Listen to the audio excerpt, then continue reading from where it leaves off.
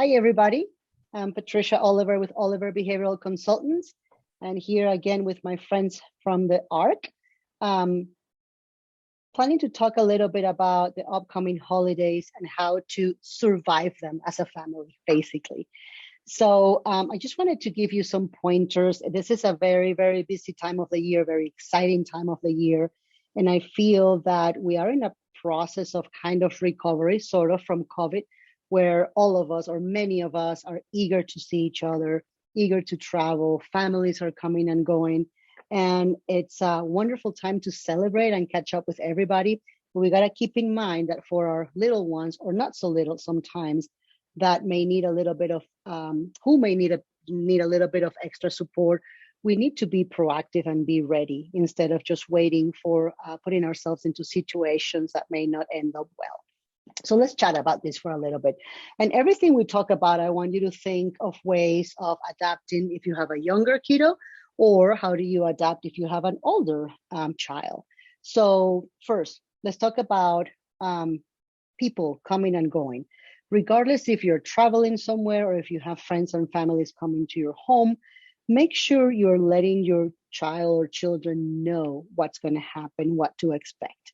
Basic things like who's coming, when they're leaving. You can break this down all the way from pictures of family members that will be in the house for those kids that need that visual representation, to just writing down who's going to come for those individuals who may be able to read it. Always remember that most, not all, but most of our kiddos are very visual. They're visual learners. So sometimes we forget and we do a lot of talking. Oh, auntie such and such and the uncle and the cousin are coming, and the child may be like, okay, cool, but it might not be processing. So having those visual supports can be super helpful, even if they might seem a little redundant to the adults in the environment. For our kiddos, they're very helpful. So I want you to be thinking about what's going to be different. Well, kids are going to be out of school, most of them this Friday, and then we have a couple of weeks, and then we got to go back to school early January.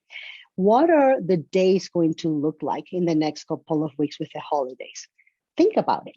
If you as an adult don't have your planner, you kind of don't know what's happening through the day. For our kiddos, we need to put something in place that resembles that kind of system. Older kiddos, we can write it down, have a little calendar and a booklet. For my younger kiddos, we may want to have those visual representations with pictures. For some, we can just have figure sticks and kind of represent what's happening through the day if they're able to understand that level. But for some others, I actually may need to have an actual picture of the bed and an actual picture of time to brush teeth and an actual picture of lunchtime. I want you to be proactive and think, how can I make sure I'm communicating to my child what's going to happen this first week during Christmas break? So this first week coming up. You can use a calendar. Think of a calendar with the little squares, the dates. If you're traveling, that's a great way to show a child, we're leaving this day, we're going on a plane, and we're going to arrive at auntie's house. And who's going to be in auntie's house? And we may have a page with the different pictures showing them who's going to be there and what to expect. When we catch them by surprise with all of this change, it can be very overwhelming, and a wonderful family event then can take the wrong turn because our little ones may be a little dysregulated and unsettled, and we want to try to avoid that. So proactive hat on, parents. If you're traveling via plane, make sure to also do all the necessary preparation, what to expect at the airport. If you have kiddos that are a little bit more sensitive to loud noises or crowds, make sure you're using tools like headphones, for example, so they can have a little bit more peace and quiet. I find that at this time of the year, we adults get overwhelmed as well. There's a lot going on. So imagine for our little ones, it's like, it's all fun, it's all wonderful, but I have no idea what comes next. So very proactive, think about that. Also, as much as you can, try to stick to your routines.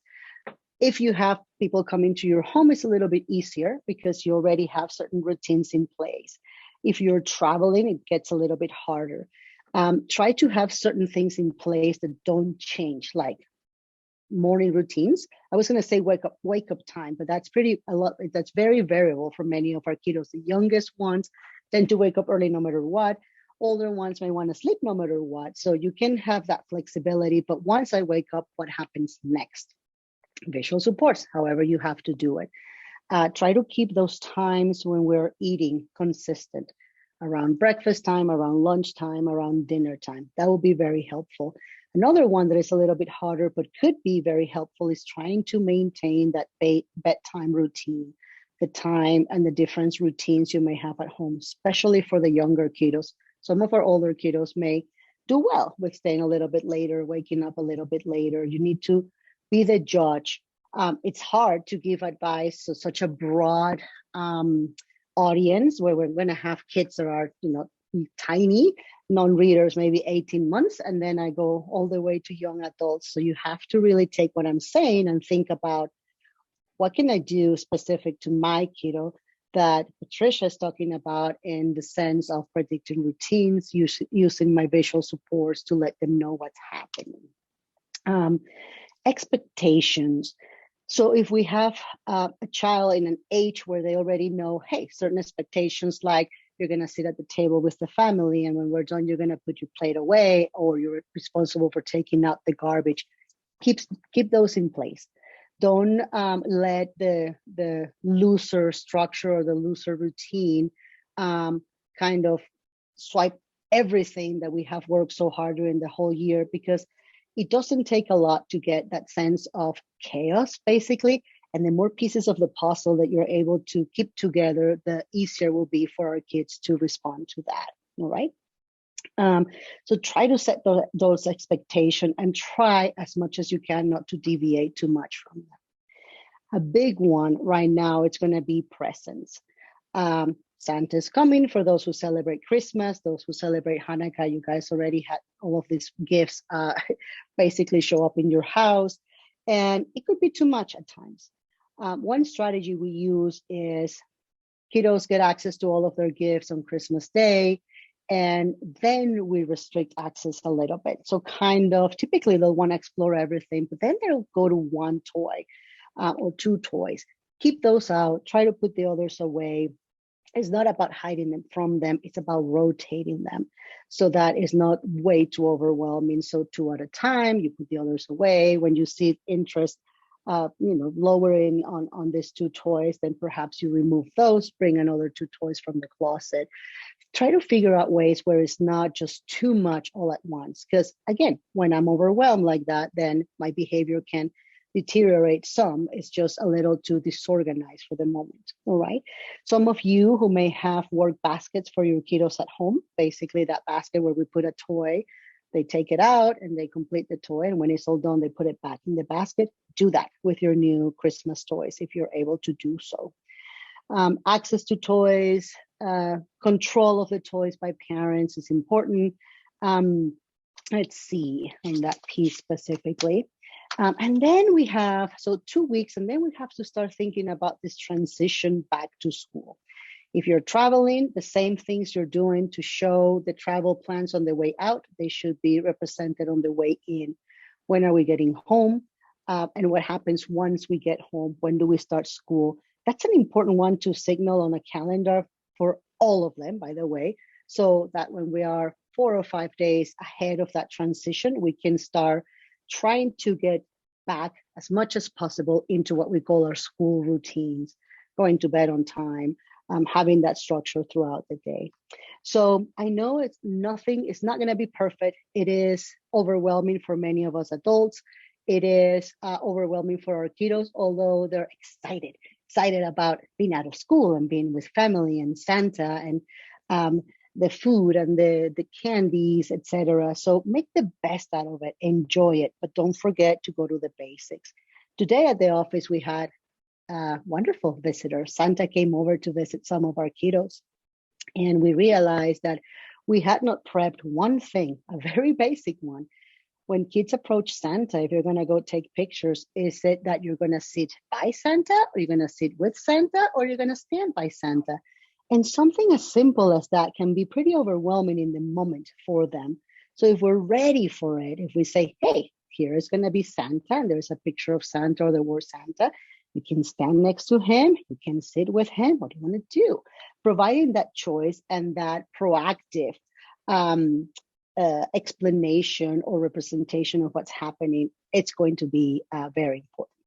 So in summary, I want you to be proactive.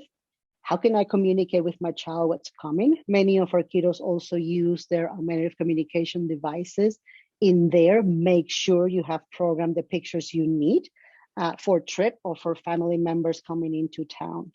If you don't have one of those devices, I want you to think about, can I write things, what's going to happen or the plan for my child?